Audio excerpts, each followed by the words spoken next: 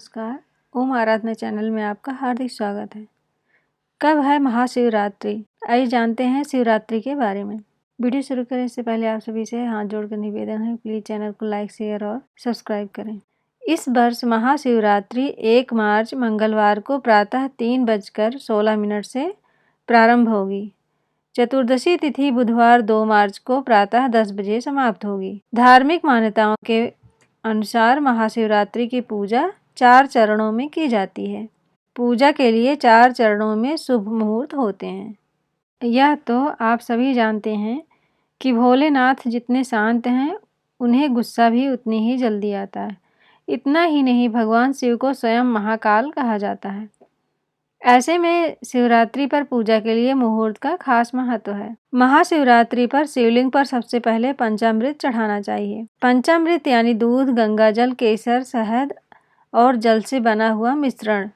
जो लोग 4 प्रहर की पूजा करते हैं, उन्हें पहले प्रहर का अभिषेक जल, दूसरे प्रहर का अभिषेक दही, तीसरे प्रहर का अभिषेक घी और चौथे प्रहर का अभिषेक शहद से करना चाहिए। शिवलिंग पर बेलपत्र, धतूरा और श्रीफल चढ़ाएं। ध्यान रहे कि बेलपत्र अच्छी तरह साफ किए होने चाहिए। शिव पुराण का पाठ और महामृत्युंजय मंत्र या शिव के पंचाक्षर मंत्र ओम नमः शिवाय का जाप जरूर करें।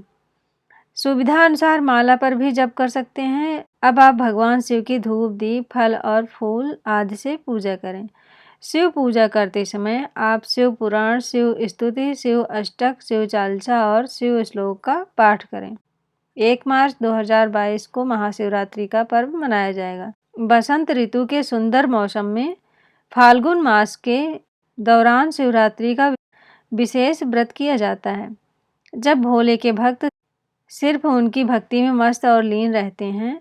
महाशिवरात्रि वाले दिन आप सूर्योदय से पहले उठकर स्नान आदि कर लें। किसी मंदिर में जाकर भगवान शिव और उनके परिवार पार्वती, गणेश, कार्तिकेय, नंदी आदि की पूजा करें। लोटे में पानी या दूध भर लें। सबसे पहले आप शिवलिंग का रुद्राभिषेक जल, शुद्ध घी, दूध, शक्कर, शहद, दही आदि से करें। ऐसी मान्यता है कि रुद्राभिषेक करने से भोलेनाथ अत्यंत प्रसन्न हो जाते हैं। मान्यता है कि महाशिवरात्रि के दिन शिवलिंग का अभिषेक करने के बाद जलढरी का जल घर ले आएं। घर में इस जल का छिड़काव कर दें। इससे घर की नकारात्मक ऊर्जा नष्ट होती है और घर में खुशहाली आती है। महाशिवरात्रि के दिन सभी शिव मंदिरों में भक्त अपने भगवान भोलेनाथ को प्रसन्न करने के लिए पूजा अर्चना करते हैं। धार्मिक मान्यताओं के अनुसार महाशिवरात्रि के दिन भगवान शिवलिंग स्वरूप में प्रकट हुए थे। भगवान सदाशिव ने परम ब्रह्म स्वरूप से साकार रूप धारण किया था। मान्यता यह भी है कि इस दिन महादेव का व्रत रखने से सौभाग्य और समृद्धि की प्राप्ति होती है। महाशिवरात्रि के दिन भगवान शिव के लिंग स्वरूप का पूजन किया जाता है। यह भगवान शिव का प्रतीक है। शिव का अर्थ है कल्याणकारी और लिंग का अर्थ है सृजन। वैसे तो शिवरात्रि के दिन मंदिर जाकर पूजन करना विशेष फलदायी होता है, लेकिन यदि आप नहीं जा पाते हैं तब भी घर पर ही पूजन करें। धार्मिक महत्व की बात की जाए तो महाशिवरात्रि शिव और माता पार्वती के विवाह की रात्रि मानी जाती है। मान्यता है कि इस दिन भगवान शिव ने सन्यासी जीवन से गृहस्थ जीवन की ओर रुख किया था। महाशिवरात्रि की रात्रि को भक्त जागरण करके माता पार्वती और भगवान शिव की आराधना करते हैं। मान्यता यह भी है कि जो भक्त ऐसा करते हैं उनकी सभी मनोकामना पूरी होती है। अब सुनते हैं महाशिवरात्रि व्रत की कथा।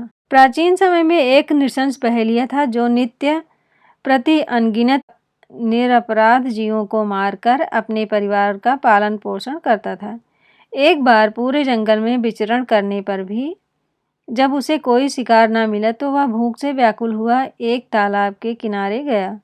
उसी स्थान पर एक बेल के वृक्ष के नीचे शिवलिंग स्थापित था। बहेलिया ने उसी वृक्ष की शाखा पर चढ़कर अपनी आवास स्थली बनाने के लिए बेल पत्रों को तोड़ते हुए शिवलिंग को ढक दिया। दिन भर की भूख से व्याकुल उस बहेलिये का एक प्रकार से शिवरात्रि व्रत पूरा हो गया। कुछ रात बीत जाने पर एक गर्भवती हिरणी उधर से उछलती हुई आई। व्याध उसे मारने को तैयार हो गया। झिझकती व्याकुल हिरणी दीन वाणी में बोली, हे व्याध, मैं अभी गर्भवती हूँ, प्रसव वेला भी समीप है, इसलिए इस समय मुझे मत मारो। मैं प्रजनन क्रिया के बाद शीघ्र ही आ जाऊंगी। बहेलिया उसकी बातों को मान गया। थोड़ी रात और व्यतीत होने पर एक दूसरी मृगी उस स्थान पर आई। बहेलिया के निशाना साधते ही उस मृगी ने भी निवेदन किया कि मैं अभी ऋतु क्रिया से निवृत्त हूँ, मुझे मत मारिए। मैं अपने पति से मिलने के पश्चात स्वयं तुम्हारे पास आ जाऊंगी।